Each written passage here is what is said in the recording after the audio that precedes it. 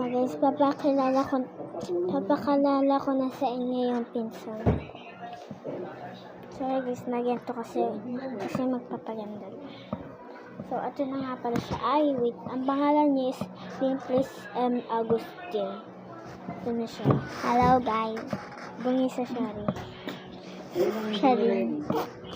So, may papakilala din ako sa inyong lalaki na pinsan. Siya guys, so tulog. Yan siya guys. Tulog, oh, sarap ng tulog. Yan si tita. So, ito ako, si Irish. Alam niyo na. So, mag-vlog tayo guys. So, ay wait. Hello mga nakshi, papakilala ko na nga pala sa inyo yung pinsan ko. So, napakilala ko sa inyo. Okay.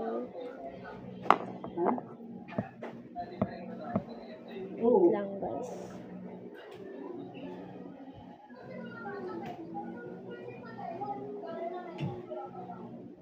Tita, bawal sila na ito. Pwede ka naligo. Bawal pa. Ito yung mabuhok na. Pero hindi ang lalagay. Ilalagay mo ito. Isa yung maganda ilagay. Hindi straight.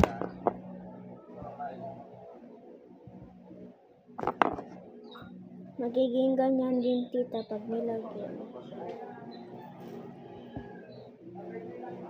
Mami, sabi video. Tapos, di ba, kinatuhay lalaki. Hindi na ma-chat. Nakshi, tawag mo kanina. Alam mo ka Dito na ma-chat. Sinabihan mo. Sorry guys na, medyo may energy kasi siya. Oh, wala. Inyak bakit? Nag-chat kami. Yung lalaki. Tapos ngayon, hindi na ma-chat. Panigurado, sinabihan mo yung